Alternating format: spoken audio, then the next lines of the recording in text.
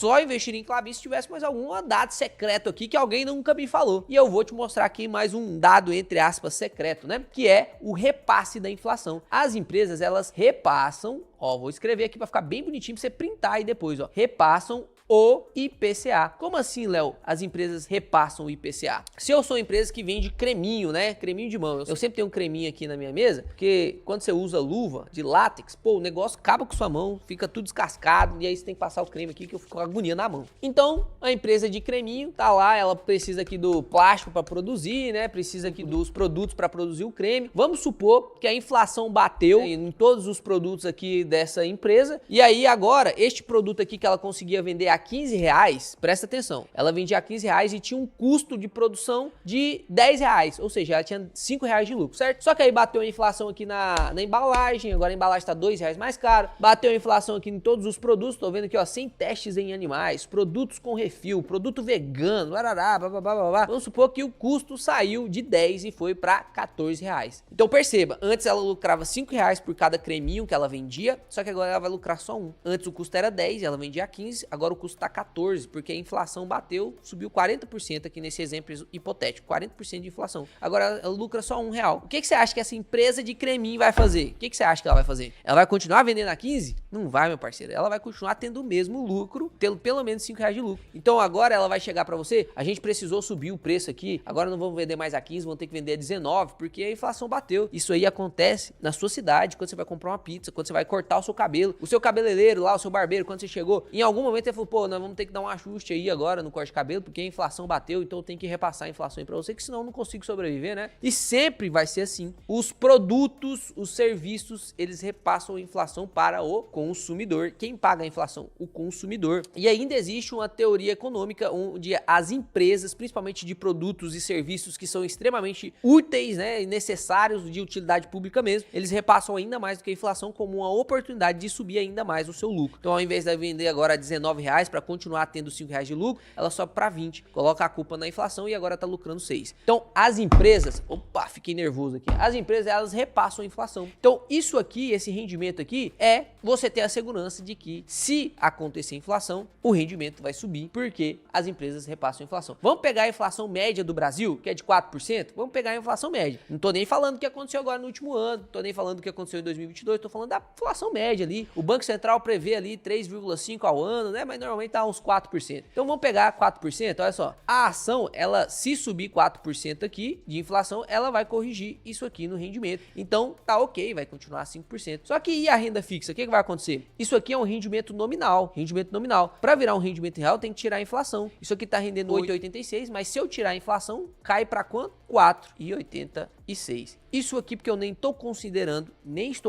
que a Klabin pode valorizar, porque a celulose pode subir de preço, porque a tora de madeira pode subir de preço, porque as embalagens podem subir de preço, então ela vai ter mais lucro, ela vai repassar mais lucro. Então eu tô nem considerando a valorização dos ativos. Tô só considerando a defasagem mesmo pelo imposto de renda e pelo IPCA. Então percebo que agora parece que faz um pouco mais sentido de investir em Klabin. Aí a Klabin vai lá e valoriza 10% ao ano. Pô, foi 15% de rentabilidade, os dividendos isentos, a valorização aqui que teve, enquanto na renda fixa tá rendendo 4,86. Então este é o motivo da gente não utilizar o benchmark da renda fixa, que é o CDI. A gente utiliza o benchmark da renda fixa, lógico, para a renda fixa, e quando a gente fala de ação, a gente utiliza outros benchmarks. Você sempre vai usar o CDI como benchmark oficial para tudo, por quê? Porque ele é um investimento mais seguro. Então não faz sentido você investir em nada se qualquer coisa que tem um risco maior do que Tesouro Selic, porque não é Tesouro Selic, render menos do que ele, beleza? Então beleza, Léo, entendi aqui. Qual que é o benchmark das ações? O benchmark das ações é a média das ações. Qual que é a média das ações aqui no Brasil? Exatamente, meu parceiro. Esse negocinho aqui, ó, Ibovespa.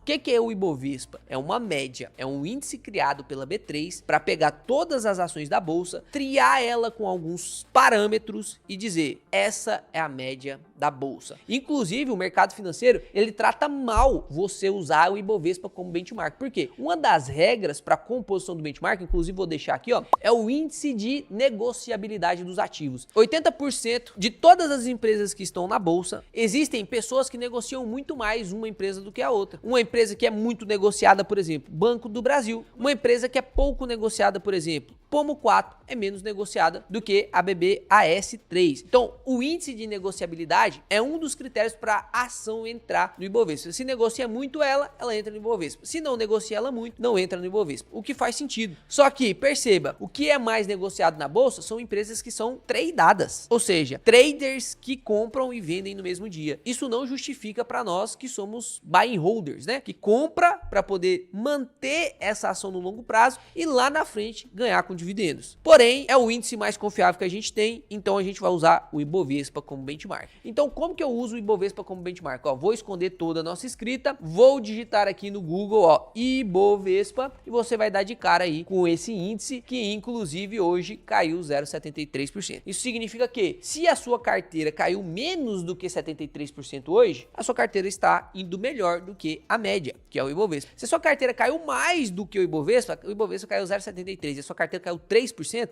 quer dizer que você está tendo um desempenho pior do que o Ibovespa, isso numa janela de curto prazo, que é o dia de hoje, né? Mas a gente sempre tem que fazer uma metrificação por mais de um ano de bolsa, 2 anos de bolsa. O ideal é que você faça essas métricas a partir de 3 anos de bolsa. Por quê? A partir de 3 anos de bolsa, você vai ter ali um preço médio mais definido, você vai ter uma carteira mais bem montada, e aí você vai conseguir fazer essas métricas melhores. Por exemplo, nos últimos 5 anos, a bolsa subiu 33%. Se a sua carteira nos últimos 5 anos subiu mais de 33%, isso quer dizer que você tem uma rentabilidade sim acima da média das ações. Você tem uma rentabilidade boa. Se você tem uma rentabilidade igual do Ibovespa, você também tem uma rentabilidade boa, não é ruim não. É média, mas não é ruim não. Agora, se você tem uma rentabilidade mais baixa do que o Ibovespa rendeu aí 33% e você rendeu 20%, poxa, não faz sentido então você mesmo escolher seus ativos, porque você está escolhendo mal. Faz sentido você investir na média, que é comprar o próprio Ibovespa. Existe um ativo que a gente chama de ETF, que é o BOVA11, que replica exatamente o Ibovespa. Então, se você tivesse comprado o BOVA11, nos últimos 5 anos você teria uma rentabilidade de 33,22%. Eu vou ensinar para vocês, inclusive, uma técnica de como que você vai bater a média investindo só na média. Então, se você é um cara que não tem tempo muito para investir, vou te ensinar como que você faz um investimento passivo para bater a média sem precisar ficar escolhendo ação. Cara, esse vídeo vale muito dinheiro também. Eu li vários livros para poder aprender isso e eu vou te ensinar num próximo vídeo. Então, já clica no like, já se inscreve no canal, ativa as notificações para você não perder isso, tá? Você não vai perder isso. Com pouco dinheiro você consegue investir e bater a média sem muita complexidade. Então, beleza, Léo, entendi. A métrica, o benchmark que eu tenho que ver para ver se a minha carteira tá rendendo bem mesmo é o CDI. Só que eu não posso levar o CDI puro, por quê? Porque eu tenho que tirar um imposto de renda e eu tenho que tirar também a inflação. Então, lógico que vai depender do momento, da macroeconomia, quanto que tá o IPCA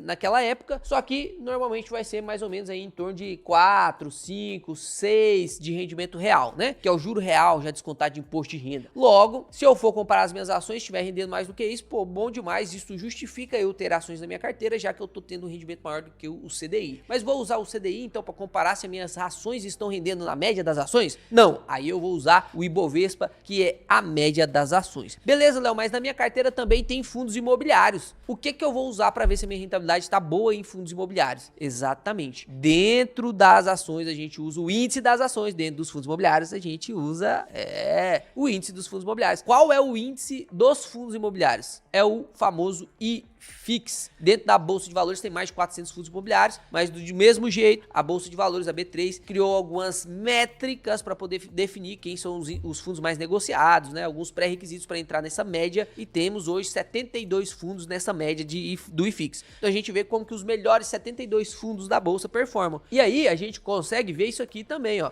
IFIX, você consegue ver essa média aqui que hoje caiu também 0,27%. Se a gente olhar no mês, subiu 0,28%. Olhar em um ano, você vê que o IFIX subiu 12% no ano, 12%. E aqui os dividendos estão inclusos, né? São automaticamente investidos. Ou seja, todos os índices consideram a performance. Lembra que a Klabin ela paga 5%? Esse 5% de dividendo que caiu na sua carteira, o que você vai fazer com ele? Dentro do Ibovespa você tem que contabilizar que o Ibovespa reinveste isso automaticamente. Então na Klabin, teoricamente, para a gente comparar de maneira justa, você tem que reinvestir esses dividendos que você recebeu também em Klabin, né? Não precisa necessariamente ser em Klabin, mas para a simulação ficar justa, justa deveria ser, tá? Que é o conceito de retorno total. Não só o retorno da variação de cota, mas também o retorno dos pagamentos de dividendo. Então a performance sempre vai ser maior, né? Então aqui no caso a performance do IFIX foi de 12,64. E aí você vai olhar lá na sua carteira de fundos imobiliários. Vamos apagar aqui esse quadro. Se você ainda não tirou o print, tira o print aí agora. Vou apagar toda essa rabisqueira aqui agora. Então você olha lá nos seus fundos imobiliários. Seus fundos imobiliários renderam 5% de valorização de cota. Pô, então tá bem pior do que o IFIX. Calma, você tem que olhar a performance. Então quanto que ele pagou na média de dividendos? Quanto que ele pagou na média? Ah, me pagaram lá 10%. Né? Pô, então sua rentabilidade foi 5%, mais 10% foi 15%. Então sua rentabilidade tá melhor do que a média. Se a sua rentabilidade bater a média, cara, você tá muito bem. Se a rentabilidade bater a média, você tá muito bem. Se a sua rentabilidade bateu mais do que 12%, sua rentabilidade tá boa. Então perceba que a sua carteira, você não pode olhar a sua carteira que é um aglomerado de ativos, tem ação, tem fundos imobiliários, tem ETFs, tem renda fixa, tem criptomoedas. Você não pode olhar esse conglomerado de ativos, que é o que a gente chama de uma carteira diversificada, e sim, você tem que ter uma carteira diversificada. Não tem como você olhar isso e comparar isso com um único índice. Por exemplo, aqui na carteira, eu não posso olhar aqui a minha rentabilidade que foi de 18% nos últimos 12 meses e olhar pro IPCA e falar, pô, tô ganhando pra caramba do IPCA, tô ganhando pra caramba do CDI. O CDI tá 11%, que nem é isso, você sabe que nem é isso, que agora você sabe que tem que tirar imposto de renda e que tem que tirar também ali o IPCA, né? Então, teoricamente, ele só tirando o IPCA já ficaria ali pra baixo dos 8, né? Mas enfim, não dá pra gente olhar isso. Não dá também pra mim comparar toda a minha carteira com o Ibov, que tá de 13 e a minha rentabilidade tá de 18. Por quê? Porque o Ibov é retorno total, a minha carteira eu tenho que considerar o retorno total também, não só a valorização de cota. E nem dá pra me comparar com o Ibovespa, porque minha carteira total não tem só ações, tem fundos imobiliários, que eu tenho que comparar com o IFIX, tem ETFs, que eu não posso comparar aqui com o Ibovespa. Então, qual que é a melhor forma, Léo? Você deu toda essa explicação pra falar que nada disso aqui, que isso aqui tudo é uma ilusão, que o pessoal falar que você tem que ficar olhando se você bateu o CDI é uma ilusão. Sim, cara, isso é uma ilusão. É lógico que a gente gosta de olhar ali o CDI bem mais baixo que a nossa carteira, e você vai ver isso no longo prazo. Se você continuar fazendo bons investimentos, você vai ver. Não se preocupe, você vai ver. Só que não é essa a métrica que você tem que olhar, porque isso é uma métrica de ego. É lógico, se você estiver bem abaixo do CDI, faz sentido? Falei pra você que não, aí é melhor você investir em CDI mesmo. Mas o quão mais alto eu tenho que estar do CDI, Léo, pra poder falar que a minha carteira é boa? Se você estiver no CDI, já tá bom, cara, já tá bom. Só que o que você vai olhar? Olha só, eu quero criar aqui uma mentalidade na sua cabeça de dividendo. Por quê? Patrimônio é ego, igual o Luiz Barsi fala. Patrimônio é ego. O que paga as suas contas? Os dividendos. Então vamos supor que você tem uma rentabilidade de 3.000%, mas você não recebe dividendo nenhum, você vai ficar realmente vendendo ação para poder fazer a sua renda mensal? Todo mês você vai ficar vendendo ação? Não, eu quero viver com 30 mil por mês. Você vai ter que pagar imposto de renda todos os meses com a valorização de cota? Não faz sentido. É melhor você construir um patrimônio que te gere renda passiva. Logo, tudo está inclinando para o famoso yield mensal. Olha só, agora sim a gente chegou no ponto principal. E se você ficou até o final do vídeo agora, sua mente vai fazer o seguinte, ó.